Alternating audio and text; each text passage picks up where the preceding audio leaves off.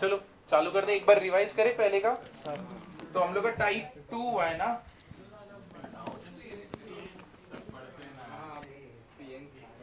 क्या पिछली अभी कितनी बार एक जगह बैठेंगे? हाँ बाइनोमियल, अरे वो तो डाउट सेशन के लिए पूछा था, इसके बाद है ना। हाँ तो उसके लिए बोल रहा था।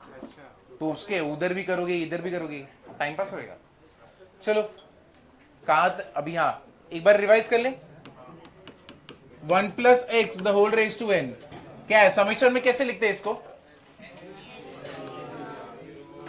NCR x raise to r बराबर है 1 minus x the whole raise to n, क्या रहेगा? -1 raise to r NCR x raise to r. ठीक है, ये फर्स्ट हो गया, सेकंड हो गया, थर्ड। अगर समझो NC0 plus NC1 plus NC2 till NCN अगर रहेगा तो मतलब क्या? अगर समझो NC0 minus NC1 plus NC2 ऐसे करके -1 रेज टू एन NCN रहेगा तब क्या रहेगा? 0। अगर समझो ये प्लस से, अगर इधर माइनस से चालू हुआ तभी भी क्या होगा? 0। ठीक है, तो ये भी हमारा हो गया 0। तो नेक्स्ट यहां पे हम लोग का तीसरा, फोर्थ, अगर समझो R इंटू NCR है तो तुम क्या करोगे? तो क्या रहेगा? N-1C R-1। तो यहां पे तुमने कॉम्बिनेशन का कौन सा प्रॉपर्टी यूज किया? NCR equals to N by R N-1C R-1। तो ये हो गया ना। अभी फिफ्थ वाला, if R is present in denominator, if R is present in denominator, अगर डिनोमिनेटर में रहता है तब क्या होता है?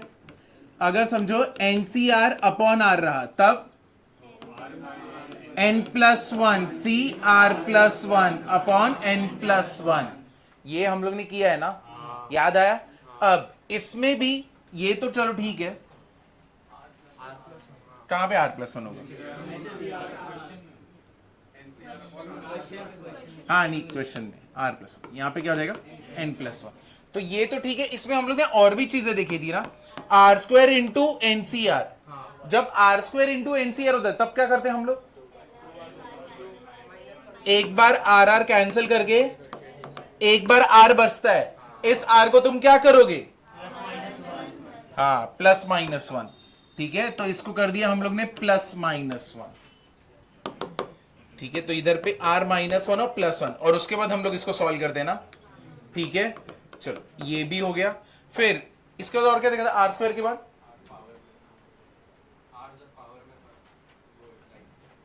कौन सा? हाँ वो तो इंक्लूजन एक्सक्लूजन छोड़ दो, सिर्फ बाइनोमियल का रिवीजन कर। ठीक है, तो हम लोग ने यहां तक देखा था, ग्रेटेस्ट सम भी देखा था। चलो ठीक है, उधर का ठीक है, वो तो इजी वाला समझे। तो सीरीज में यहां तक हुआ है ना। अब इसके बाद वाला सीरीज देखते हैं, एक और टाइप 2 तक हुआ है ना अपना। अब टाइप 3 देखो, टाइप 3 में क्या रहेगा। पहले तो इसके पहले ये चालू करने से पहले ना ये देखते, 1 प्लस एक्स का स्क्वायर और 1 प्लस एक्स का क्यूब। तो 1 प्लस एक्स का स्क्वायर क्या रहता है? 2C0, फिर क्या रहेगा? 2C1, यहां पे क्या रहेगा? x, 2C2, यहां पे क्या रहेगा? x square. 1 प्लस एक्स का क्यूब क्या रहेगा? 3C0, 3C1 x, फिर 3C2 x स्क्वायर, फिर 3C3 x क्यूब। अगर समझो मैं ये दोनों सीरीज को मल्टीप्लाई करता हूं, ठीक है, ये दोनों सीरीज को मल्टीप्लाई करता हूं, तो बाकी सब छोड़ो, मेरे को बताओ एक्स स्क्वायर के कौन से कोएफिशिएंट बनेंगे?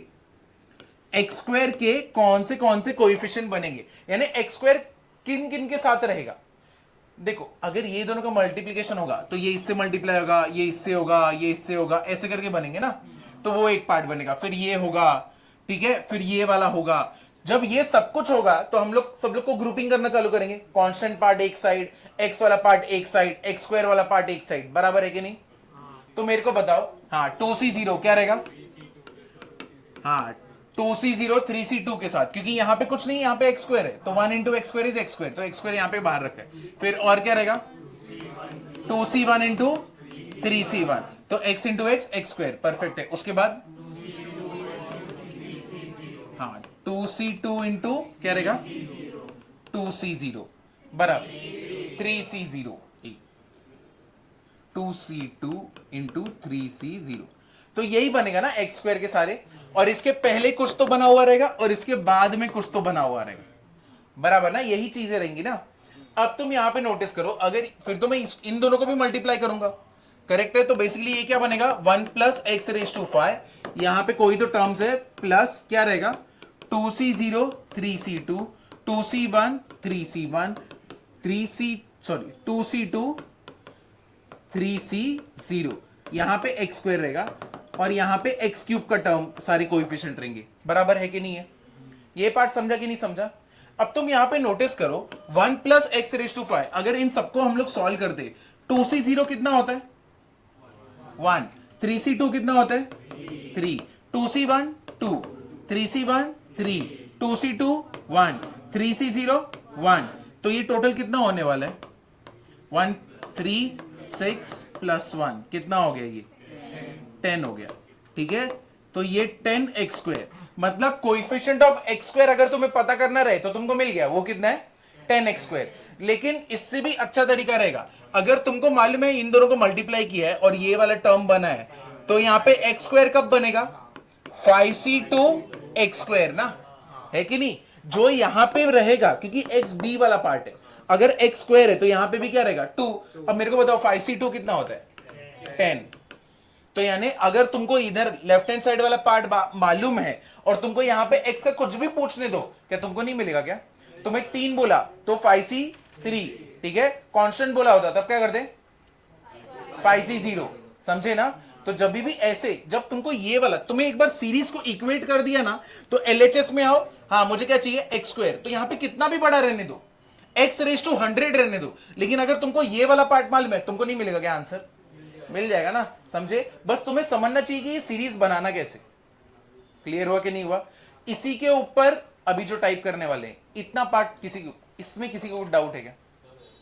आप 2C2 x स्क्वायर और 3C2 x स्क्वायर को मल्टीप्लाई कर दो तो x रेज़ टू 4, हाँ एक्स रेज टू 4 होता है, तो उधर x स्क्वायर नहीं है। 2C2 मेरे को तो ये चाहिए ना, एक्स स्क्वायर के टर्म्स चाहिए ना, वो तो मैं इसलिए तो यहां पे किया हो ना कि यहां पे आगे और भी पार्ट्स बन रहे हैं, लेकिन मुझे सिर्फ कोएफिशिएंट ऑफ एक्स स्क्वायर चाहिए। क्वेश्चन ऐसा है कि find coefficient of x square, find coefficient of x square. Coefficient of x square का मीनिंग एक्स स्क्वायर के साथ जो भी नंबर खड़ा है वो बताओ, ठीक है ना। तो इसके पहले कांस्टेंट है, इधर स्क्वायर है, उधर क्यूब होगा, रेज टू 4 होगा, हाँ ठीक है, लेकिन मुझे नहीं पता करना क्यूब में क्या है, 4 में क्या है, कांस्टेंट में क्या है, नहीं, मुझे एक्स स्क्वायर में पता करना है, तो इसलिए मैंने सिर्फ ये वाला सीरीज लिखा। अगर तुमको कुछ और पता करना है तो वो वाला सीरीज लिखो, समझे कि नहीं। तो इसके पहले वाले में, बाद में वाले में, वो सबसे मेरे को कुछ लेना देना नहीं है, मुझे एक्स स्क्वायर से लेना देना है, तो वो तो मेरे को यहां से भी मिल सकता है ना, समझा ना, क्लियर हुआ? कौन सा 6th 9th 19th वाला कोरल में तो रॉन्ग दिया था, अभी तुम्हारा पता नहीं। 19 वाला है ना, उसमें 2x प्लस 1 दिया हुआ है ना, उसमें वो सेकंड वाला x माइनस 1 होगा। तुम्हारा आंसर क्या आया था अगर +1 था तो? प्लस 1 से सॉल्व ही नहीं होगा। सॉल्व ही नहीं हो रहा, हाँ तो तुमने बताया, हाँ, कल ही पता चला, बाद में पता चला। तो आज बता देना, कोरल के 4 मार्क्स बढ़ रहे, तुम्हारा भी बढ़ेगा। 25th क्वेश्चन ये उसमें ये लगेगा क्या?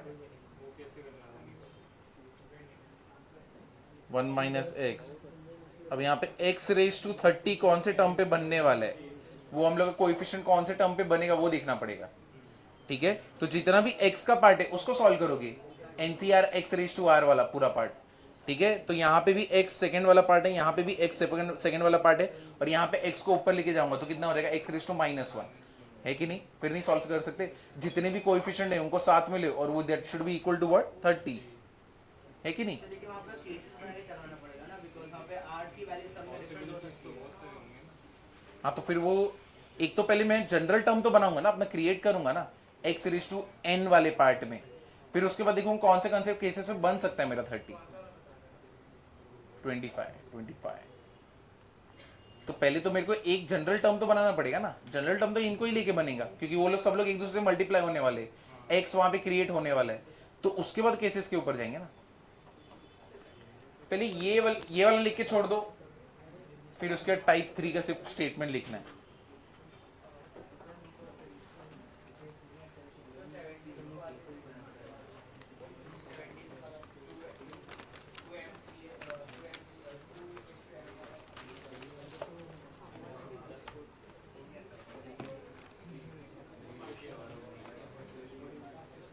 हाँ चलो ये करते, ये टाइप होने तो फिर ये वाला कर देता हूँ और वो वाला भी कर देता हूँ। मेरे को बस थोड़ा आगे बढ़ने दो।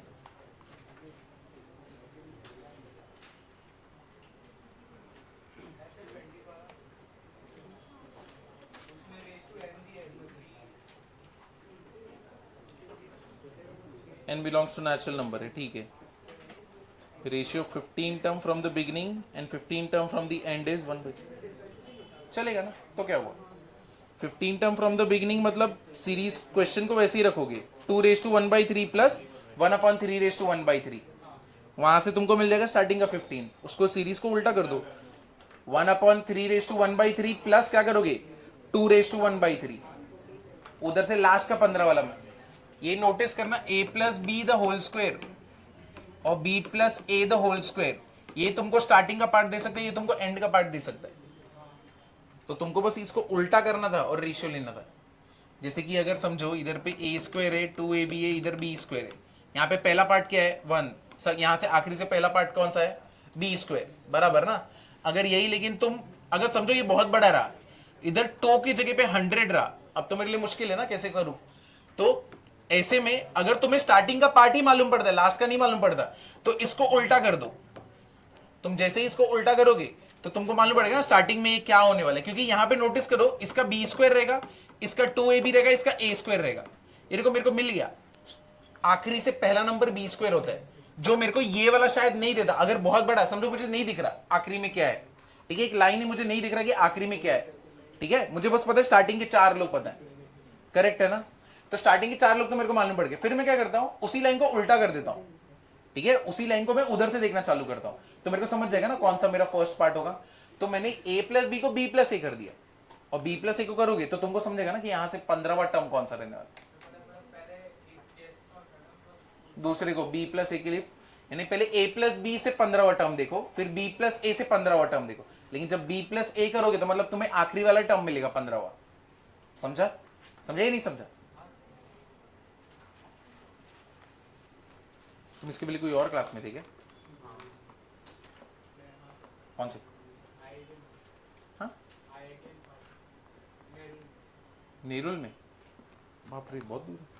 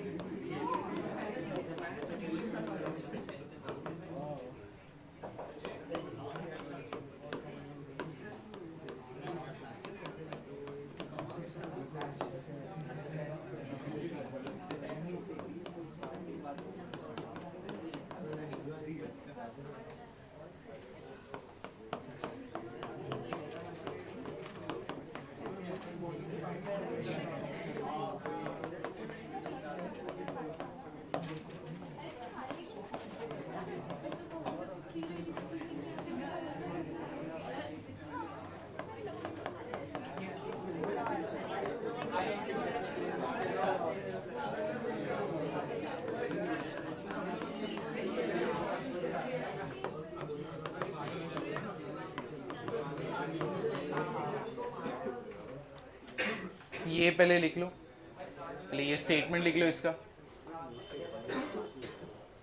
जब भी दो बाइनोमियल कोएफिशिएंट मल्टीप्लाई हो रहे हैं ना, तब हम लोग को उसका लोअर सबस्क्रिप्ट को क्या बनाना है? कांस्टेंट। ठीक है, लोअर सबस्क्रिप्ट को क्या बनाना रहेगा? कांस्टेंट। कांस्टेंट है तो कोई टेंशन नहीं है, अगर नहीं है तो हम लोग बनाएंगे। अब वो कैसे बनाएंगे देखते हैं। तो पहले ये लिख लो,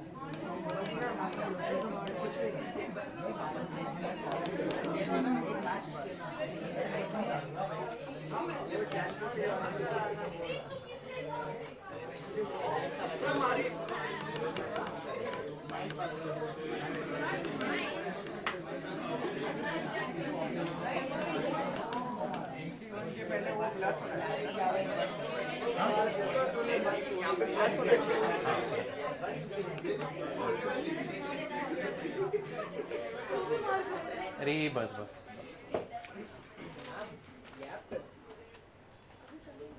चलो। अभी ये देखो, ये सीरीज तुमको दिया हुआ है, अब इसका तुम लोग को इसका वैल्यू ढूंढना है। ठीक है, अब कैसे ढूंढेंगे? अब पहले इतना लिख लो, इसका जनरल टर्म ऐसे ही बनेगा एनसीआर n+2c r+3, क्योंकि यहां पे देखो 0 है फिर 3 हुआ, 1 है तो 4 है, 2 है तो 5, मतलब जो भी r रहेगा उसमें क्या हो रहा है? +3 हो रहा है। करेक्ट ना? यही चीज हो रही है ना? तो यहां पे एनसीआर n+2c r+3, समझे कि नहीं समझे? क्लियर हुआ ना? अब तुम यहां पे नोटिस करना, तुमने जो स्टेप्स लिखे उसमें क्या बोला है? Can be made constant. कौन सा? Lower subscript. ठीक है, lower subscript can be made constant. अब ये कांस्टेंट है क्या? यहां पे अगर समेशन में r में लूंगा तो ये देखो नीचे ये क्या है? r, और ये क्या है? r+3। ठीक है, तो ये बेसिकली क्या हो गया? 2r+3। तो यानी जैसे जैसे r चेंज होगा लोअर सबस्क्रिप्ट भी क्या होगा? चेंज होगा। लेकिन हम लोग को करना क्या है? लोअर सबस्क्रिप्ट को क्या बनाना है? कांस्टेंट। अब ये कांस्टेंट हम लोग बना सकते हैं ना। अब इसी चीज को मैं कैसे लिख सकता हूं? nc(n-r), यहां पे क्या रहेगा? n+2c r+3। अब तुम यहां पे नोटिस करो, ये दोनों को अगर मैं ऐड करता हूं n-r प्लस r+3 क्या हो जाएगा? तो तुम मुझे बताओ, क्या n+3 कांस्टेंट है या नहीं है? है ना कांस्टेंट? समझा या नहीं समझा? n+3 मेरा क्या है? कांस्टेंट है। तो हम लोग ने अपनी सीरीज को इसमें कन्वर्ट कर दिया। ठीक है ना? इधर पे किसी को कुछ डाउट है? समझा या नहीं समझा? नहीं समझा? देखो, जब तक r है ना तब तक लोअर सबस्क्रिप्ट कांस्टेंट नहीं होगा, क्योंकि इसका एडिशन देखो। मुझे कैसे, अरे बस भाई, अभी मुझे कैसे समझेगा ये कांस्टेंट है या नहीं है? अगर मैं यहां पर का लोअर सबस्क्रिप्ट और यहां का लोअर सबस्क्रिप्ट का एडिशन करता हूं और r बचता है, तो मतलब ये कांस्टेंट नहीं है, क्योंकि r हमेशा चेंज होगा ना, जैसे जैसे वैल्यू आगे बढ़ेगा। r तो मेरा चेंज हो रहा है, लेकिन r मुझे कैसा चाहिए? कांस्टेंट चाहिए, कभी चेंज ना हो। ठीक है, तो उसके लिए क्या किया हम लोग को? एक प्रॉपर्टी मालूम है बाइनोमियल का, अरे सॉरी कॉम्बिनेशन का। क्या होता है? NCR equals to NC(n-r). याद है थोड़ा थोड़ा? अगर नहीं मालूम है तो ऐसा कुछ होता है। तो NCR इक्वल्स टू क्या होता है? NC(n-r). तो मैंने इधर NCR को NC(n-r) किया। अब तुम यहां पे ये दोनों का एडिशन करो, देखो क्या हो रहा है? n-r प्लस r+3, r क्या हो गया? कैंसल। अब मेरा ये क्या बन गया? n+3। अब ये मेरा कांस्टेंट है कि नहीं है? हाँ, अब ये कांस्टेंट है। अगर r नहीं है तो कांस्टेंट है, अगर r है तो कांस्टेंट नहीं है। इतना पार्ट क्लियर हुआ? तो अब ये चीज अचीव कर लिया गया। तो चलो अभी देखते क्या हो रहा है, जो लोग को ये नहीं मालूम। ठीक है, अब इधर देखो NC(n-3) n+2c r+3। तुम यहां पे नोटिस करो, कभी भी यहां पे 1 + x² होता है तो तुम क्या लिखते हो? 2c0 2c1 2c2 बराबर ना? 1 + x³ होता है तो तुम क्या लिखते हो? 3c0 3c1 3c2 और 3c3। और वैसे यहां पे अगर 1 + x⁻n रहेगा तुम क्या लिखोगे? nc0 nc1 nc2 ऐसे करके तुम कहां तक जाओगे? ncn तक। यानी जो भी पावर होता है वो ऊपर बैठा हुआ है ना, है कि नहीं? यहां 3 3 3 3 3, यहां पे n n n n और यहां पे क्या रहेगा n। समझे ना? क्लियर हुआ कि नहीं हुआ? ठीक है। अब यहां पे भी देखो क्या है, तो मैं यहां से बता सकता हूं ना, यहां पे दो चीजें, कौन से दो पावर्स का मल्टीप्लीकेशन हो रहा है मैं बता सकता हूं। कैसे? यहां पे ऊपर कौन है? n। ठीक है, तो मतलब यहां पे क्या है, 1 प्लस एक्स रेज टू में क्या लूंगा? n। यहां पे क्या है? n प्लस 2, तो यहां पे क्या लूंगा? 1 plus x raise to n plus 2। समझे कि नहीं समझे? क्लियर हुआ ना? अब ये दोनों का क्या होने वाला है? मल्टीप्लीकेशन। तो पहले तो इसको ओपन कर लेते, पहला सम इसलिए ओपन करेंगे, नेक्स्ट वाले सम से इतना कुछ नहीं करेंगे, डायरेक्टली आंसर पे जाएंगे। ठीक है, तो ये क्या हो गया? nc0 nc1x, फिर क्या हो जाएगा? nc2 x square nc3 x cube. ऐसे करते करते हम लोग कहां पे गए? ncn x raise to n। यहां पे 1 plus x the whole raise to n plus 2 which is what? n plus 2c0 n plus 2c1 x। ये क्या रहेगा? n plus 2c2 x square n plus 2c3 x cube. ऐसे करते करते हम लोग n plus 2c n plus 2 x raise to n plus 2। समझे कि नहीं समझे? यहां तक क्लियर हुआ ना? तो पहले इधर तक लिख लो जो और जगह चाहिए। लेकिन अभी तक हम लोग ने क्या किया समझा ना? अगर नहीं है तो क्रिएट करो, एक बार क्रिएट हो गया तो यहां से पता करो कौन से पावर्स का मल्टीप्लीकेशन चालू है। यहां पे एक n का और दूसरा कौन सा है? n प्लस 2 का कांस्टेंट। और आज थोड़ा इंटीग्रेशन का रिवीजन करेंगे ताकि मैं बाद में इंटीग्रेशन के मेथड से इसको सॉल्व कैसे करते वो देख पाए। ठीक है, इंटीग्रेशन और डिफरेंशिएशन दोनों देखते हैं।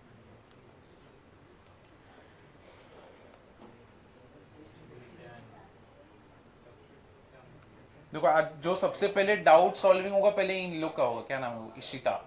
और आर्या कौन है? आर्या। अब यहां पे देखो, यहां पे देखो, यहां पे एक बार नोटिस करो। एक मिनट, यहां पे देखो। अब इसके आगे वाले पार्ट के लिए ये वाले एग्जांपल को देखो। यहां पे हम लोग ने एक्स स्क्वायर का ढूंढा था ना, है कि नहीं? एक मिनट, यहां पे हम लोग ने एक्स स्क्वायर का ढूंढा था ना। अब यहां पे नोटिस करो, ये जो लोअर सबस्क्रिप्ट है 0 प्लस 2 कितना होता है? 2। 1 प्लस 1 कितना होता है? 2। और यहां पे 2 प्लस 0 कितना होता है? 2। मतलब तुम्हें एक्स स्क्वायर का ढूंढना है तो तुम नोटिस करो जो दो लोगों का मल्टीप्लीकेशन हो रहा है उसका लोअर सबस्क्रिप्ट एडिशन करके दे रहा है। क्या दे रहा है? उसका पावर ही दे रहा है ना, है कि नहीं? ये पार्ट क्लियर हुआ? अगर तुम जो भी पावर का ढूंढ रहे हो तुम नोटिस करो यहां पे जिनका भी मल्टीप्लीकेशन होगा उन सबका नीचे का लोअर सबस्क्रिप्ट का एडिशन कितना होएगा? 2 ही होएगा। ठीक है, अगर ऐसा है तो तुम्हें नहीं लगता कि यहां पे जो तुम कर रहे हो तुम्हें यहां पे क्या फाइंड आउट करना है? ठीक है, तुमने यहां पे पूरा चेंज कर दिया है, तुमने ये सीरीज को चेंज करके इसके इक्विवेलेंट मिला है और तुम्हारा जो लोअर सबस्क्रिप्ट का एडिशन कितना हो रहा है? n+3। तुम्हारे लोअर सबस्क्रिप्ट का एडिशन कितना हो रहा है? n+3। तो तुम्हें नहीं लगता अगर इसका लोअर सबस्क्रिप्ट का एडिशन n+3 हो रहा है तो तुमको इधर पे भी क्या ढूंढना रहेगा? n+3 ढूंढना रहेगा ना। एक और बार देखो, मुझे यहां पे एक्स स्क्वायर ढूंढना था तो नीचे के लोअर सबस्क्रिप्ट का एडिशन कितना आ रहा है? X square. डन, ये पार्ट समझा। अब ये मल्टीप्लीकेशन करके यहां पे जितने भी कोएफिशिएंट है सबका एक्स स्क्वायर ही है, तो यहां पे मुझे एक्स स्क्वायर मिल रहा है और उसका एडिशन मेरे को 2 मिला कोएफिशिएंट का, बराबर है। यहां पे तुमने 1 प्लस एक्स स्क्वायर और 1 प्लस एक्स क्यूब का मल्टीप्लीकेशन किया तो तुमको क्या मिला? 1 plus x the whole raise to क्या मिला? 5। ठीक है, तुम्हें यहां पे मैन्युअली एक एक को मल्टीप्लाई करके सॉल्व किया है। ठीक है, क्योंकि ये अचीवेबल था तो तुमने कर दिया। अगर ये बहुत बड़ा होता तब कैसे करते? ठीक है, एकदम से बड़ा, जैसे कि जो तुम अभी देख रहे हो एन वाला पार्ट, तुम्हें नहीं पता ना इसका एंड कहां पे, करेक्ट है कि नहीं? तो यहां पे अचीवेबल था तो तुमने 10 पता कर लिया और तुमने लेफ्ट हैंड साइड में नोटिस करो तुम उससे पता कर सकते थे ना। 1 plus x the whole raise to 5 तुमने बेसिकली क्या किया? 5c2 किया। अब मेरा तुमसे क्वेश्चन है, अगर तुमको मालूम है यहां पे n+3 हो रहा है और मतलब यहां पे x रेज टू n+3 होगा और यहां पे कोई ना कोई तो सबका एडिशन होने वाला है ना, जैसे वहां पे x स्क्वायर का हो रहा था, बराबर है। तो यहां पे x रेज टू n+3 का कुछ ना कुछ तो एडिशन होगा। तो मैन्युअली इसको सॉल्व करने से अच्छा तुम्हें नहीं लगता मैं ये दोनों को मल्टीप्लाई कर दूं? तो ये दोनों को मैं मल्टीप्लाई करूंगा तो मुझे क्या मिलेगा? 1 प्लस एक्स रेज टू कितना हो जाएगा? 2n+2। अब मुझे मालूम है मुझे x raise to n+3 find out करना है। अगर मुझे पता है मुझे ये फाइंड आउट करना है तो मैं डायरेक्टली इससे नहीं निकाल लूं कंपैरेटिवली इससे निकालने के बजाय, करेक्ट है ना? तो मैं एक काम करता हूं, मैं इससे निकाल लेता हूं। तो मेरा जो सीरीज है उसका आंसर मैं इससे निकालूंगा, और वो कैसे निकालूंगा, क्या रहेगा मेरा आंसर, 2n+2 c क्या n+3। तो बस ना, और क्या ढूंढ रहे हो, बराबर ना, क्लियर हुआ कि नहीं। हम लोग सीरीज का कोएफिशिएंट ढूंढ रहे थे और यही रहेगा ना उसका कोएफिशिएंट, वहां पे x स्क्वायर का जैसे था सेम लॉजिक इधर नहीं बैठेगा क्या। क्लियर हुआ, ये पार्ट क्लियर हुआ कि नहीं हुआ, नहीं हुआ। कितने लोगों को ये पार्ट नहीं समझा, ठीक, 1 2 3 4 5, ठीक। अब तुम यहां पे मुझे बताओ, वहां पे x स्क्वायर था तो तुमको बेसिक चीजें पता ही चली कि नहीं। जब x स्क्वायर था तब नीचे के लोअर सबस्क्रिप्ट का एडिशन कितना हो रहा था, 2, बराबर है। यहां पे नीचे के लोअर सबस्क्रिप्ट का एडिशन कितना है, n+3, क्योंकि हमने ये सीरीज को ऐसे कर दिया ना, क्योंकि मेरे को कांस्टेंट बनाना था। तो इधर पे ये क्या हो गया, n+3। अब ऊपर ये तुम्हारा ये वाला पार्ट है, ठीक है, ऊपर ये वाला पार्ट है, नीचे ये वाला पार्ट है, समझा। तो वहां पे तो मैंने तुम्हें बता दिया कि 1+x² का मल्टीप्लीकेशन 1+x³ से करो, ठीक है। यहां पे हम लोग ने n देख के पता कर लिया कि बाबा ऐसे ही होने वाला है। अब ये पूरा सीरीज है, अब सब लोग एक दूसरे से मल्टीप्लाई होते जाएंगे, मल्टीप्लाई होते जाएंगे। तो बीच में तुमको नहीं लगता एक ऐसा पार्ट बनेगा, x⁻n+3 बनेगा कि नहीं बनेगा, बना ना, जैसे कि वहां पे x² बन रहा था, तो यहां पे x⁻n+3 बनेगा और वो पूरा सीरीज इधर पे बैठा होगा, करेक्ट है ना। तो तुम्हें लगता है कि तुम्हें एक एक करके इधर पे सॉल्व करना चाहिए क्या, नहीं। जैसे कि तुमने यहां पे x² के टाइम तुमने एक एक करके सॉल्व किया ना, 2c0 1 3c2, तुम मुझे बताओ ये चीज तुम यहां पे कर सकते हो क्या, नहीं। लॉजिकल है क्या उसमें, नहीं, ठीक है। तो तुमको तो उधर पे मालूम पड़ गया था कि इधर का मैनुअली सॉल्व करने से अच्छा मैं इधर पे जो मल्टीप्लाई करके मिला है मैं उसको भी सॉल्व करूंगा तो मुझे आंसर मिलेगा। तो मैं एक काम करता हूं, मैं ये दोनों को मल्टीप्लाई कर देता हूं। तो मैंने ये दोनों को क्या कर दिया, मल्टीप्लाई, और यहां पे 1+x क्या बन गया, 2n+2। तो और वहां पे क्या बना था, 1+x क्या बना था, द होल रेस क्या था, 5। तो मैंने यहां पे क्या कर दिया, 5c2। तो मैं वही चीज यहां पे कर देता हूं, 2n+2, मुझे ढूंढना क्या है, n+3, तो 2n+2c n+3, समझा ना, ये क्लियर हुआ। तो पूरे सीरीज को पूरी तरह करने की जरूरत ही नहीं, तुम पहले मल्टीप्लीकेशन से पता कर लो कि ये कौन सा पावर है, और एक बार तुमको पावर मालूम पड़ गया सीधा हो जाएगा, समझे। और एक और चीज, तुम्हारा जो सीरीज है कहां से चालू हो रहा है, 0 से 1 से 2 से 3 से, तो कोई भी टर्म मिसिंग है क्या, नहीं, सब कुछ स्मूथली एकदम 0 से ही चालू हो रहा है ना, तो यहां पे तो कोई इशू नहीं है। अब एक क्वेश्चन करेंगे जहां पे ये 0 से चालू नहीं होगा, तब देखते क्या होता है। n+3 सीरीज में आएगा ही ना, ये n है, ये n+2 है, n+3 तो बनेगा ना, कुछ भी रख ले, यहाँ पे 2 रख, यहाँ पे 2+2 4 रख, इधर 6 हो गया, इधर 2+3 कितना आएगा, 5, नहीं आता क्या।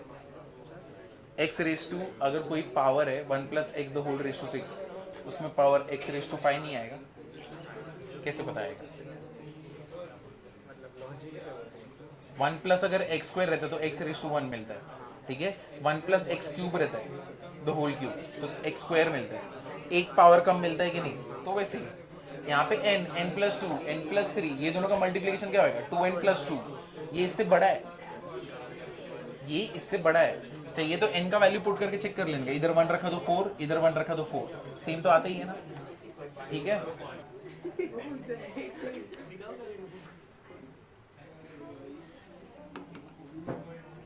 सबसे पहले क्या बनाओगे इसका जनरल टर्म, तो इसका जनरल टर्म कैसे बनाओगे, ये क्या हो गया, 2n+1 c कितना ले लेते हैं r, ठीक है।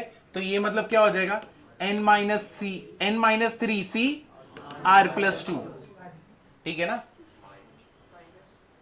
-2 क्यों, मैं इसको लिया ना, इधर 2+2 4 हो जाएगा ना, मेरे को पॉजिटिव के साथ डील करना है, ठीक है। ये वाला पार्ट समझा ना।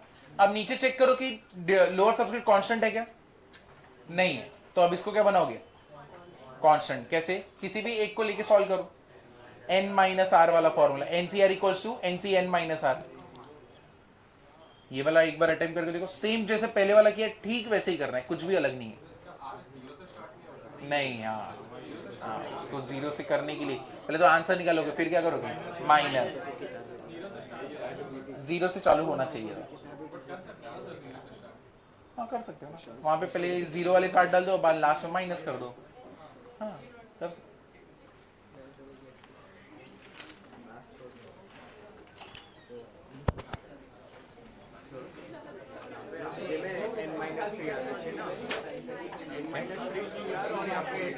क्या फर्क पड़ता है? a into B, B into A, 2 3 3 2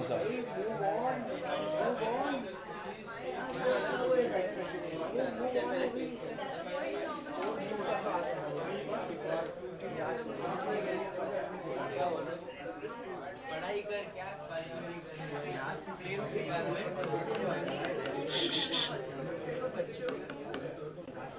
n minus 3 c n c n minus c n minus 3 minus r minus 2। शांत रहो थोड़ा। ये तो ये r हो गया, कितना हो गया ये n माइनस आर माइनस 5।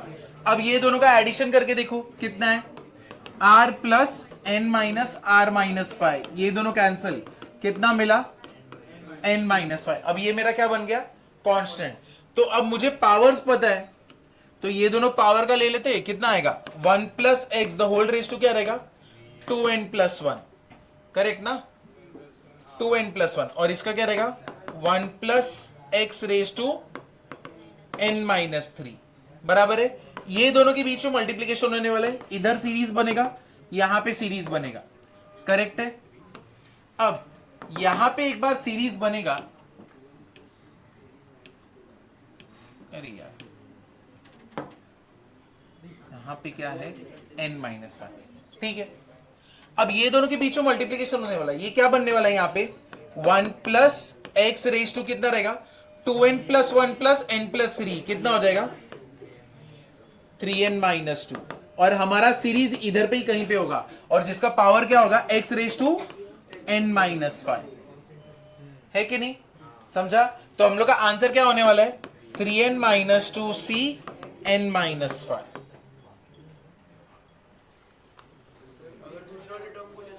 चलेगा, तो भी चलेगा, तुम दूसरे टर्म को लोगे तो भी चलेगा, सीरीज को फर्क नहीं पड़ने वाला, सीरीज में तुम्हारा आंसर रहेगा ही।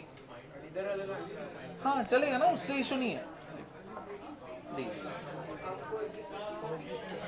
3n माइनस 2c कितना है 2n plus 3, 3n minus 2, 3n minus 2 minus 2n minus 3, क्या हो गया ये 3n minus 2c n minus 5, दोनों सेम है। अभी कुछ स्टूडेंट्स का आंसर ये आ रहा है, कितने लोगों का आंसर ये आ रहा है, ठीक है। इसमें किसी का आंसर ऐसा आ रहा है और ऐसा, दोनों सेम ही है, ठीक है ना। तुम n माइनस 3 करोगे 3n minus 2 minus 2n minus 3, n minus 5 ही बनने वाला है, तो फर्क नहीं पड़ रहा। तुम चाहे इसको करो n माइनस 3, चाहे इसको करो, कुछ फर्क नहीं पड़ रहा, आंसर सेम है पूरी सीरीज का। ये जहां तक जा रहे हैं वहां तक, जैसे कि एक मिनट, अभी जैसे कि वहां पे एक्स स्क्वायर था, मैंने तो बता दिया एक्स स्क्वायर का, तो तेरे लिए इजी हो गया निकालना ना कि इसका मल्टीप्लिकेशन आंसर है। अब यहाँ पे एक्स का पावर नहीं दिया है, यहाँ पे सिर्फ सीरीज दिया है। अब वो सीरीज का निकालना है, तो वो सीरीज का अगर निकालना है तो देखो, अगर बहुत बड़ा सीरीज है तो उसके अंदर मल्टीपल मिनी सीरीज होंगे ना, एक कांस्टेंट वाला, एक एक्स वाला, ये x square, x cube, x raise to n तक जाएगा ये। उसके बीच में एक सीरीज होगा n माइनस 5 का, बराबर है। मेरे को तो वही चाहिए ना, जैसे कि हाँ, क्योंकि मैं जब इसको जनरल टर्म में लाता हूं तो ये उसका जनरल टर्म है, ये उसका जनरल टर्म है। इसको मैं सॉल्व करता हूं तो मेरे को n lower subscript n minus 5 मिल रहा है, तो मतलब x का भी पावर कितना होना चाहिए n माइनस 5। समझे या नहीं समझे? अभी एक मिनट शांत रहो, अरे बस करो, एक मिनट, ठंडा, शांत। अभी एक अरे बस, अभी इधर देखो, अभी एक जन का क्वेश्चन है कि ये कर क्यों रहे, ये सीरीज के कर क्यों रहे, और इधर पे क्यों आ रहा है, ऐसा आंसर क्यों आ रहा है, ठीक है। देखो हम लोग को ये सीरीज का वैल्यू चाहिए, ठीक है ना। जैसे कि तुमने यहाँ पे तो एक मिनट अच्छे से देख लो, उसके बाद जो करने करो, नहीं जो करने मत करो, सिर्फ अच्छे से देख लो। अब इधर पे देखो, यहाँ पे तो मैंने तुमको पूछा कि मेरे को एक्स स्क्वायर बताओ और दो छोटे सीरीज थे, ठीक है। इसको एक्सपांड किया, मल्टीप्लाई किया, आंसर मिल गया, फटफट हो गया, ठीक है। अगर समझो मैं तुमको कुछ भी ना दूं, तुमको ये भी ना दूं, मैं तुमको ये भी ना दूं, ये भी ना दूं, एक्स स्क्वायर का ढूंढना है ये भी ना दूं, मैं तुमको सिर्फ ये दूं 2c0 इंटू 3c2 फिर क्या है 2c1 इंटू 3c1 और फिर क्या है 2c2 इंटू 3c0। अब इसका भी आंसर तुम निकाल लोगे क्योंकि ये तुम सिंपल सा है, तुम ऐसे ही कैलकुलेट कर दोगे। बस यहां पे इशू क्या हो रहा है, यहां पे 0 2 की जगह पे अब सब कुछ किस में बात हो रही है, n में बात हो रही है, बराबर ना। यहाँ पे 2 में बात नहीं हो रही कि ऊपर का पावर 2 3 2 3 चल रहा है तो आंसर ला रहे। अब यहाँ पे जितने भी सम कर रहे हो उसमें पावर क्या है, n है। तो अगर n है इतना बड़ा पावर कि वहां पे कुछ भी रखो तुम्हें आंसर मिलना चाहिए, अगर इतना बड़ा है तो उसका कैसे करोगे? आप समझा? आप क्लियर हुआ ना इतना पार्ट? जैसे कि अगर मुझे यही वाला सीरीज मिलना होता तो देखो, अगर मेरे को यही वाला सीरीज मिलता, अभी तो हम लोग क्या मेहनत करके उसको कांस्टेंट ला रहे हैं लोअर सबस्क्रिप्ट को, बट अगर यही वाला सीरीज मिलता ना तो मेरे लिए बहुत ही इजी था, क्योंकि 0 + 2 is what 2, 1 + 1 is what 2, 2 + 0 is what 2, मेरा कांस्टेंट है। तो मैं डायरेक्टली यहां पे आंसर लाता, इसका पावर 2 है तो दैट मींस 1 + x² है, इसका पावर 3 है दैट मींस 1 + x³ है, ये दोनों को मल्टीप्लाई किया 1 + x क्या है 5 है। अब मैं इसका आंसर निकाल सकता हूं, समझे ना? ऐसे कर सकता था, लेकिन अब तुम यहीं पे आगे वाले ये आगे वाले पार्ट में आते हो, तकलीफ है। क्यों? सब कुछ किस में, n में। अब ये n का कैसे निकालूं मैं, है कि नहीं? ना तो मुझे x का पावर बता रहे हो, ना मुझे कौन सा यूज करना है, कुछ भी नहीं मालूम है। तो इसका सबसे पहला स्टेप क्या है, लोअर सबस्क्रिप्ट को क्या करोगे, कांस्टेंट। जैसे वहां पे x² था तो मुझे मालूम था कि देखो नीचे का सब कुछ 2 हो रहा है, तो अब मुझे यहां पे क्या करना पड़ेगा, लोअर सबस्क्रिप्ट को क्या करना पड़ेगा, कांस्टेंट। तो कांस्टेंट करने के लिए मैंने क्या किया, इधर r है, इसको कांस्टेंट करने के लिए n-3 c n-3 minus r + 2, तो इसको सॉल्व कर दे तो क्या मिल गया, n-5 मिल गया ना। अभी नीचे का कांस्टेंट मतलब x का पावर कितना चाहिए, x⁻n-5। अब मुझे x⁻n-5 चाहिए। अब मैं पता लगा लिया कि इसका पावर कितना होने वाला है, इसका पावर कितना होने वाला है 2n + 1 और n-3, मुझे समझ गया। तो 1 + x⁻2n + 1 1 + x⁻n-3। अब दोनों के बीच में क्या होगा, मल्टीप्लीकेशन। अब तुमने पहले वाले में देखा था मल्टीप्लाई करके इसको सॉल्व करने से अच्छा मैं इसको करूंगा तो जल्दी आंसर मिलेगा, तो वही चीज किया है, इसको किया 3n-2 आ गया। मुझे ढूंढना क्या है, n-5, तो मैंने क्या कर दिया cn-5। मतलब जो कोएफिशिएंट ऑफ कांस्टेंट वैल्यू है वो सीरीज का सम होता है। हाँ, यहां पे हुआ ना, वही तो हुआ। x² का ये जो पूरा है इसका एडिशन तो 10 ही था ना, और यहां पे भी 10 ही था, दोनों जन क्या हो गए, मैच हो रहे ना। और इसके पहले भी एक सीरीज था, इसके बाद भी एक सीरीज है, उसके आगे भी सीरीज है, और ये एकदम छोटा सा है उसके बीच में बैठा हुआ सीरीज है। छोटे का सम फाइंड कर रहे हैं कि पूरा बड़ा, ये छोटे का फाइंड आउट कर रहे हो ना, क्योंकि x² का चाहिए था ना, तो वैसे वहां पे x⁻² किसका चाहिए था, n-5 का चाहिए, सिर्फ उसका कांस्टेंट पार्ट चाहिए था। समझे अभी? सर वहाँ पे जो बेसिक टर्म्स है वो मैं जो अप्लाई नहीं करने के हाँ वो करने, पहले ये तो क्लियर हो, खत्म नहीं हुआ ऐसा। ये पार्ट समझा अभी, क्लियर हुआ? इतना पार्ट तुम्हें क्लियर हुआ ना क्यों कर रहे हैं? अब इधर देखो, इधर तक किसी को कुछ भी डाउट है क्या, n-5 तक, n-5 तक समझा ना? अब इधर देखो, अरे बस बस, कितना बात करते हो, मन करते मार डालो, शांत रहो। एक मिनट, तू इधर बैठ, नहीं इधर बैठ, नहीं हाँ ठीक है चलिए, तू इधर बैठ, हाँ नहीं तू इधर बैठ, तो ठीक है जाके आप, बट इधर ही बैठी, नहीं जा। देखो इधर देखो, यहां पे तुमने जिसको r लिया था 2n + 1 c, r क्या था 2 था, शुरुआत किधर से हो रहा है, 2 से हो रहा है। मिसिंग कौन से टर्म है, 1 और 0, ठीक है। तो 1 और 0 मिसिंग है, यहां पे सब कुछ किस में है, प्लस में। तो अगर प्लस में है,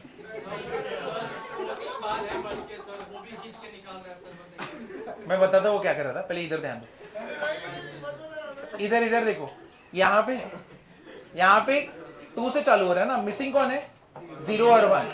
तो सबसे पहले मैं क्या डालूंगा, यहां पे मैं क्या करूंगा, माइनस क्या होएगा 2n + 1 c0। अगर c0 है तो यहां पे क्या होएगा n-3 c2, ठीक है, ये 0 वाला पार्ट है। अब कौन सा डालेंगे, 2n + 1 c1, और ये क्या रहेगा n-1 c3। अब ये तुम्हारा फाइनल आंसर है। ये वाला पार्ट तक तो ठीक है, फिर तुम एक बार चेक करोगे कि ये कहां से चालू हो रहा है, ये 2 से चालू हो रहा है, 2 का नहीं 2 का नहीं, हाँ है। बराबर ना। तो मिसिंग 0 और 1 है, तो 0 और 1 को इसमें डाल दिया। समझे? समझे या नहीं समझे? सबसे ज्यादा कंफ्यूजन इसी में होता है, कहीं पे भी डाउट है इसमें तो पूछो अच्छे से। वो उसको कैसे कर रहे हैं पता है? हाँ, कौन सा ये माइनस क्यों किया? देखो जो भी सीरीज चालू होना चाहिए कहां से चालू होना चाहिए? 0 से चालू होना चाहिए, है कि नहीं? सिमेट्री के लिए कहां से चालू होना चाहिए? 0 से चालू होना चाहिए। लेकिन ये चालू किधर से हो रहा है? 2 से चालू हो रहा है। तो अगर 2 से चालू हो रहा है तो मिसिंग कौन से 0 एंड 1, तो इधर 0 डाला। अब दोनों में रिलेशन कितना है? +2 का। जैसे हम लोग कर रहे थे 2:n वाले में। अब इसका आंसर क्या आएगा? ठीक है, 3NCN। तो अब ये क्या होने वाला है? NCR और 2NCR, ठीक है ना। अब यहाँ पे RR क्या है अपना? क्या है R अपना? कौन, यहाँ पे R और R आ गया ना। हम लोग को R चाहिए क्या? नहीं, हम लोग को क्या चाहिए? कांस्टेंट, बराबर ना। तो अब इसके लिए क्या करोगे तुम? NCN-R 2NCR जो तुम कर रहे थे, लेकिन क्या नाम है तुम्हारा? सूजल। अब समझाइए, तो वही कर रहे थे ना हम लोग पहले वाले में। अगर दो डिनोमिनेटर को ऐड करने पे आर आ रहा है तो ऐसा कुछ करो कि आर हट जाए। तो उसके लिए हमेशा कौन सा फॉर्मूला यूज करना है? NCR equals to NC(n-R). अब इसका एडिशन करो, n-r प्लस r कितना हो गया? n। अब जाके ये कैंसिल हुआ ना, तो अभी इसको कर सकते हैं ना। अब तुम्हें मालूम है ये हो गया, अगर तुम इसका बनाओगे भी तो 1 + x⁻n रहेगा, 1 + x⁻, क्या रहेगा? 2n रहेगा। इसका सीरीज बनेगा, इसका सीरीज बनेगा, बराबर है ना। हमको तो चाहिए कौन सा वाला पार्ट चाहिए? n वाला पार्ट चाहिए, बराबर ना। अगर मुझे n वाला पार्ट चाहिए तो तुमको तो पता ही है, अब इन दोनों का एडिशन कितना होने वाला है? 3n ना। तो ये क्या हो गया? 1 + x⁻3n हो गया, इधर वाला पार्ट हो गया। तो हमारा आंसर क्या रहेगा? 3NCN। ठीक है, समझे अभी? क्योंकि x वाला पार्ट क्या है? n है ना। अब तुम स्टार्टिंग बाइनोमियल वहां पे हुआ था जहां पे तुम थे, बाइनोमियल। तो ये समझा क्यों कर रहे हैं 3NCN डायरेक्टली क्यों किया? ये वाला सीरीज हुआ था कि नहीं हुआ था? हाँ, वो तो इसके पहले वाला सीरीज है। लेकिन ये समझा हम लोग यहाँ पे n क्यों ले रहे हैं, यहाँ पे 3NCN क्यों ले रहे हैं? क्योंकि तुम नोटिस करो यहाँ पे 1 + x⁻, यहाँ पे कुछ भी होने दो, स्क्वायर भी होने दो, 3 भी होने दो, 4 भी होने दो, ये क्या होने वाला है?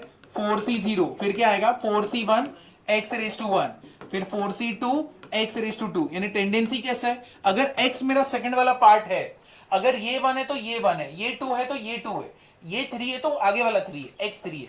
तो इसलिए अगर मुझे x⁻n निकालना है, मतलब लोअर सब्स्टिट्यूट को क्या बनना पड़ेगा? n, बराबर ना। क्योंकि यही टेंडेंसी फॉलो हो रही है। यहाँ पे 1 1 2 2 0 0, यहाँ पे x⁻2 क्या रहेगा?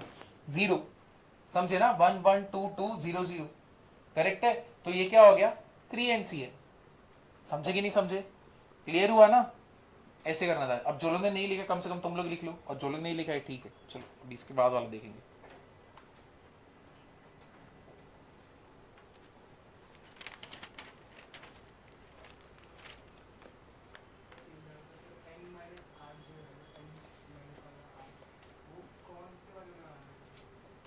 अच्छा, ये किस में करना है? किस में भी चलेगा, किस में भी चलेगा, चाहे तुम इसमें करना चाहो इसमें करो, इसमें करना चाहो इसमें करो। पिछले वाले सम में क्या? एक मिनट, हाँ इधर मैंने किया था, हाँ इधर करोगे तो भी आंसर सेम ही आएगा। तो जो लोग ने इधर किया था उनका आंसर ये आया था 3n-2 C, यहां पे क्या था? 2n + 3। तो जो लोग ने इसको किया था ना चेंज, उनका आंसर ये आया था। बट ये जो आंसर है और ये जो मेरा आंसर है, दोनों में कोई फर्क नहीं है। कैसे? क्योंकि ये इसके साथ सेम है, क्योंकि 3n-2 C, 3n-2 -2n -3, 3n-2n क्या होगा? n माइनस क्या होगा? 5, और ये क्या हो गया? 3n-2। तुमको ये तो पता है ना कि NCR is equal to NCn-R, ये पता है ना। तो ये दोनों का वैल्यू सेम रहता है। तो अगर ये दोनों का वैल्यू सेम रहता है तो 3n-2 अगर मैं इसको सॉल्व करूंगा तो मुझे सेम ही मिल रहा है ना, तो वो दोनों तो सेम है। समझे? क्लियर हुआ ना? तो तो जो लोग ने नहीं लिखा है लिख लो, उसके बाद हम लोग आगे जाते हैं। सबने लिखा है क्या? ये हो गया ना? चलो इसके बाद देखो, इसके बाद है NCN n+1C n+1C1,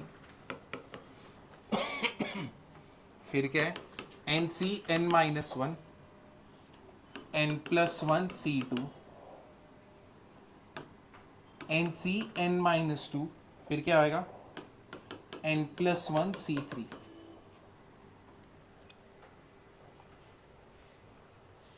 और ऐसा मत सोचना तुम्हारे पेरेंट्स को ये सब बात जाएगा नहीं, क्योंकि तुम FLT के बहुत एकदम करीबी कर रहे हो ना ये सब चीजें। आज 1 दिसंबर है, 7 को होने वाला है, 8 से चालू होगा, 8 या 9 से, तो ये सब चीजें तुम्हारी जाएंगी। तो इतने पास में आके FLT के ये सब मत किया करो, फ्यूचर के लिए टिप्स है, क्योंकि तुम्हारे सबके FLT में जाने वाला है। तो अगर तुम्हारे पेरेंट्स जब आके ये बोलने वाले ना कि मेरे बच्चे का मार्क्स क्यों नहीं आया, तो ये CCTV का फुटेज जाएगा। कितना है आंसर?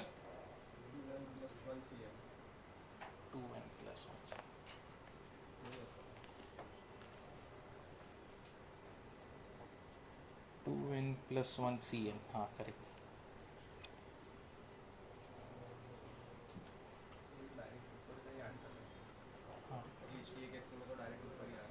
हाँ और नीचे काट और इसे कन्वर्ट करना।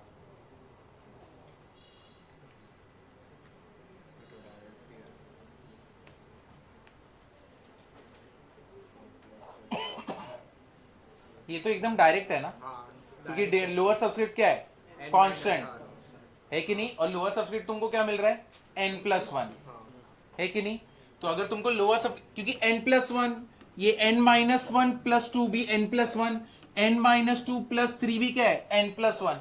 मतलब तुम्हारा लोअर सबस्क्रिप्ट तो n+1 ही है कि नहीं? और अगर ऊपर वाला ये 1 + x⁴n है, और ये वाला क्या है? 1 + x⁴ क्या है? n+1 है। तो यानी बेसिकली ऊपर क्या होने वाला है? 2n+1। समझे? क्लियर हुआ ना? तो ये वाले केस में तो सब कुछ डायरेक्ट था, यहां पे तो कुछ करने की भी जरूरत नहीं है।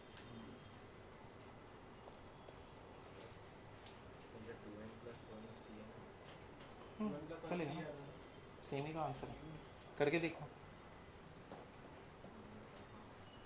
ये वाला करके देखो, इसको माइनस करो, वही बनने वाला है। 2n+1C n 2n+1 - n+1।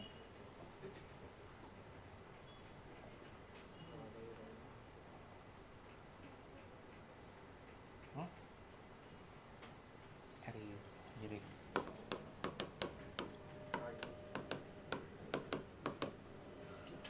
यहाँ पे +1 -1 कैंसिल, 2n+1CN।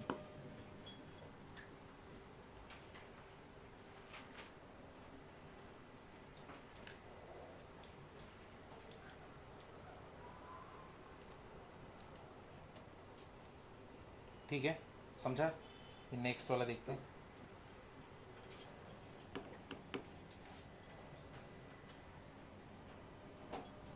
अब इसका बताओ।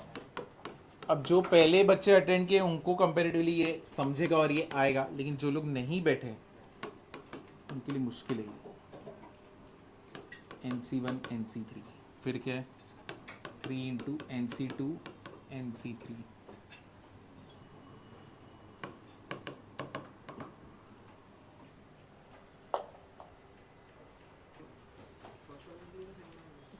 ये ठीक है, इसमें तकलीफ नहीं है, बट तकलीफ कब होगी? R को एलिमिनेट करना पड़ेगा ना। तो तूने तो R-1 ले लिया, तो इससे बेटर है कि मैं इसको ही R लूँ और इसको मैं क्या लूँ? R+1 लूँ। तो मैं मल्टीप्लाई करूँगा तो R कैंसिल हो जाएगा। R-1 मत लो, तकलीफ हो जाएगी। R+1 लोगे तो बेटर है, क्योंकि अगर तुमने इधर NC R-1, इधर R अगर तुम लेते हो, इधर NC क्या हो जाएगा? R+1। ये R को तो तुमको एलिमिनेट करना ही पड़ेगा, क्योंकि सबसे पहला टाइप का क्वेश्चन हम लोग ने यही किया था। जब भी R साथ में एलिमिनेट करो, कैसे एलिमिनेट करोगे? तो तुमने R-1 कर दिया, इधर R+1 कर दिया, है कि नहीं? तो इसीलिए क्या करोगे? इसको तो आर ही रखो, इसको r+1 इसको r+2 करेंगे तो इजी पड़ेगा, बाकी तुम्हारे ऊपर है। ऐसा नहीं इससे नहीं आंसर आएगा, इससे से भी आंसर आएगा। अगर तुम ऐसा अटेम्प्ट करना चाहते हो कर सकते हो।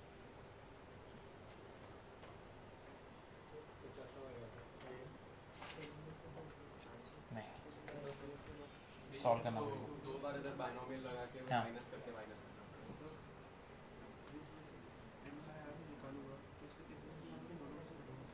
नहीं ये r+1 मल्टीप्लिकेशन में ना, पहले उसको मल्टीप्लाई करेगा ना, तो ये क्या हो गया, हाँ NC r+2। अब मैं एक बार r को मल्टीप्लाई करूंगा, r into NCR into NCR+2 plus NCR into NCR+2।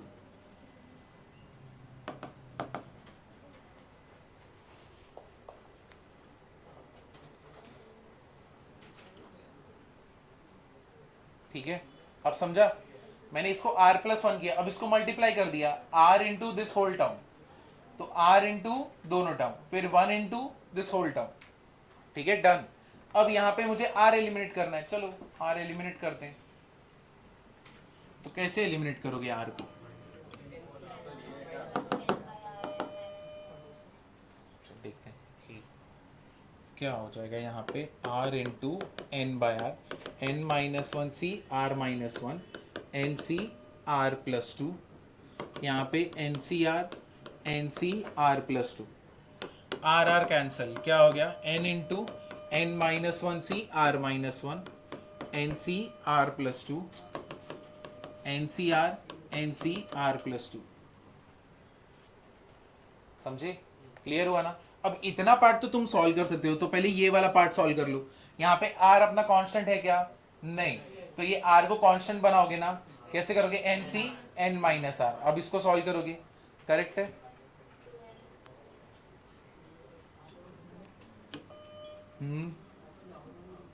क्या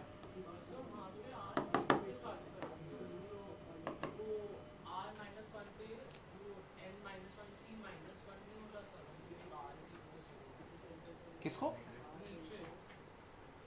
इसे कौन सा r1 से चालू होगा?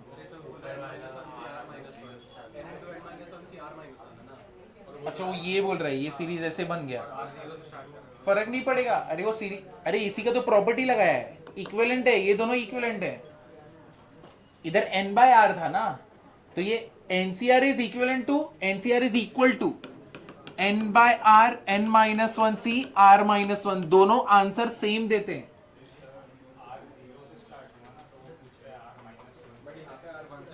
अब यहाँ पे तो हम लोग टैकल करने के लिए 1 से चालू करेंगे, 1 - 1 0।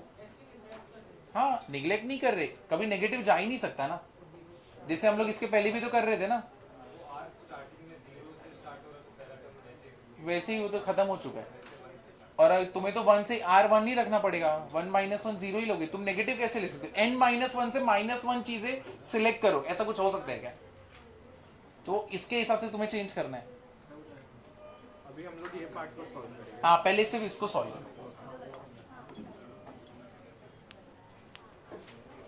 2n - 1c n+2 2nc n+2। दोनों का अलग से निकाल के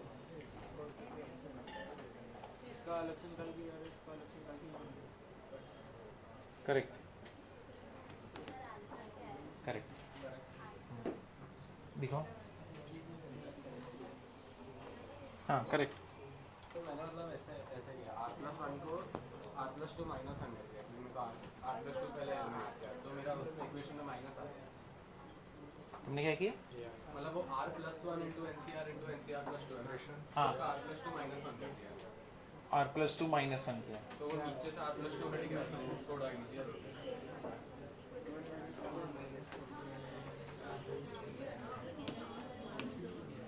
तो अगर इसको सॉल्व करते हैं, नीचे वाला अगर मैं सिर्फ इसको सॉल्व करता हूं, इन दोनों का एडिशन कितना होता है? 2r+2। ठीक है, इन दोनों का एडिशन कितना होता है? 2r+2। तो अभी ये तो r अभी भी बचा है, इसको एलिमिनेट करने के लिए क्या करेंगे? NC n-r NC r+2। अब दोनों का एडिशन कितना होगा? +r - r कैंसल, क्या हो जाएगा? n+2 बराबर ना। इधर भी n इधर भी n, तो क्या हो जाएगा 2nc n+2, समझे ना। तो हमेशा ये दोनों का क्या n+n 2nc, नीचे वाला का क्या है n+2, तो ये वाला पार्ट डन, करेक्ट है। अब इसको करना है, अब ये तो कांस्टेंट पार्ट है, इसके ऊपर तो ध्यान ही नहीं देना है, इसी को सॉल्व करेंगे ना। अब इधर भी नोटिस करो, क्या नीचे वाला पार्ट है क्या कांस्टेंट, r-1 r+2 है क्या, नहीं। अब तुम क्या करोगे, r-1 प्लस, अब किसी एक को चेंज करना पड़ेगा, किसको चेंज करना चाहोगे, पहला वाला, तो n इंटू n-1 c क्या हो जाएगा n-1 माइनस r+1, है कि नहीं। तो +1 -1 क्या हो गया, कैंसल, और यहां पे nc r+2, तो ये क्या हो गया n इंटू n-1c, नीचे क्या है n-r, nc r+2। अब ये दोनों का अगर मैं एडिशन करूं n-r r+2, ये दोनों क्या हो जाएगा, हाँ चलेगा, इसको करोगे तो भी चलेगा, सेम ही आंसर है। तो -r+r क्या हो गया, कैंसल, n-1 प्लस n कितना हो गया 2n-1, ये दोनों का कांस्टेंट एडिशन कितना आ रहा है n+2, यहां पे आ गया n और यहां पे अपना आंसर है 2nc n+2। अभी समझे, अभी तो तुमसे डायरेक्ट हो रहा है ना। तो जब भी मल्टीप्लिकेशन वाले सम रहते ना, ऐसे ही करने रहते, और सबसे ज्यादा डिफिकल्ट वाला पार्ट जो स्टूडेंट्स को लगता है वो मल्टीप्लिकेशन वाले ही लगता है। आर एलिमिनेट करना डिफिकल्ट नहीं है, इधर से उधर से हम लोग एडजस्टमेंट करते हैं, लेकिन इसमें तकलीफ होती है कि नहीं, समझा अभी क्या वो सही है, कौन से पार्ट में डाउट है, हाँ वो तो अभी इजी लग रहा है ना,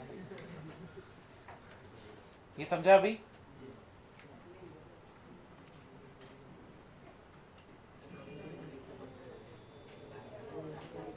चलो एक बार इंटीग्रेशन रिवाइज करें, तुमने फिजिक्स में किया है ना इंटीग्रेशन, चलो थोड़ा रिवाइज करते हैं।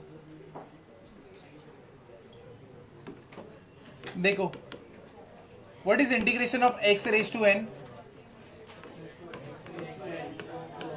n+1 upon n+1 plus c बराबर है integration of x raise to n+2 dx क्या हो जाएगा, x raise to n+3 upon n+3 plus c, ठीक है।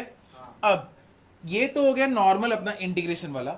अगर समझो मैं ऐसे दे रहा हूं, लिमिट्स दे रहा हूं a to b x dx, या तो इधर पे f of x dx, तब क्या होएगा, अगर मैं इंटीग्रेशन ही लिमिट्स के साथ, इसको लिमिट्स बोलते हैं, लोअर लिमिट और हायर लिमिट, ठीक है। Integration of f of x dx a to b, ठीक है, मतलब एक इंटरवल के बीच में इंटीग्रेट करना है। देखो इंटीग्रेट करना मतलब क्या, जोड़ना ना, ठीक है, इसलिए इंटीग्रेशन हम लोग एरिया फाइंड आउट करने के लिए यूज करते हैं, ठीक है।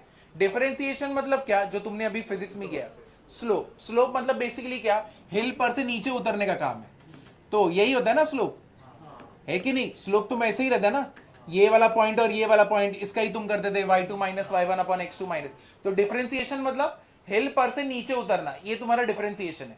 इंटीग्रेशन मतलब वापस से हिल को जोड़ना और ऊपर पहुंच जाना, मतलब इसके बीच में पूरा एरिया निकालना, समझा कि नहीं समझा।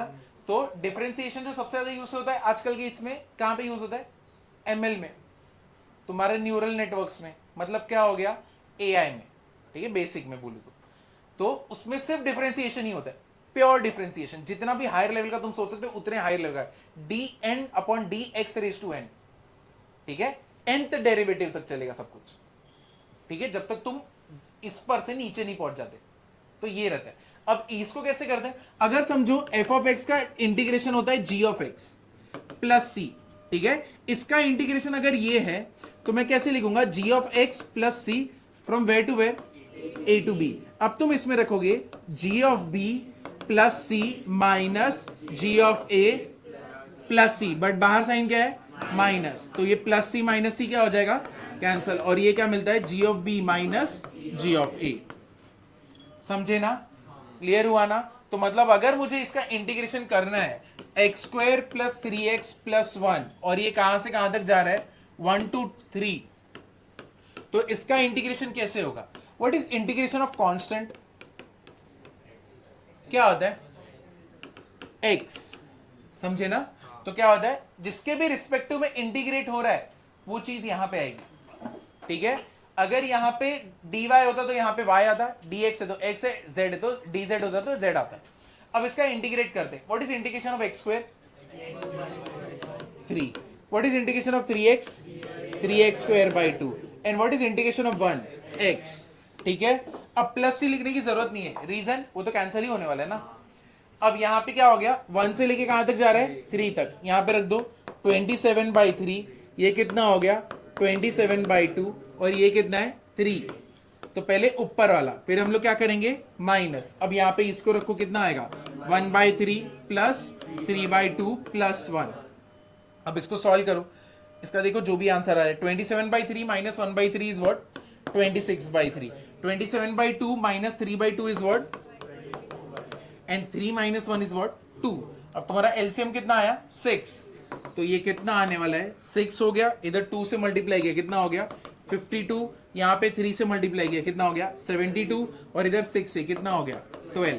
तो इसका आंसर कितना आने वाला है 144 प्लस 12 कितना हो गया 156/6 विच इज व्हाट 70, 2 7 14, 2 8 16, 3 ये अभी भी जा रहा है कितना हो गया 3 2 6 26। समझे ना, क्लियर हुआ कि नहीं हुआ, ये बराबर है 136 होने वाला ना। तो ये कितना हो गया 136/6 कितना हो गया 2 6 8 3 तो कितना आया 68/3। समझे ना, थोड़ा थोड़ा याद है इंटीग्रेशन का। तो जो लोग को नहीं याद है या फिर जो लोग ने नहीं देखा है ये एक बार लिख लो, बस ये सम देख लो, बाकी तो कुछ नहीं, क्योंकि नेक्स्ट लेक्चर में इंटीग्रेशन का कराऊंगा। ठीक है, आज कुछ चालू नहीं कर रहा, आज तुम्हारा वैसे भी मूड है नहीं, सुबह को फिजिक्स हुआ है ना, हमने आज हार्ड वर्क ज्यादा किया है।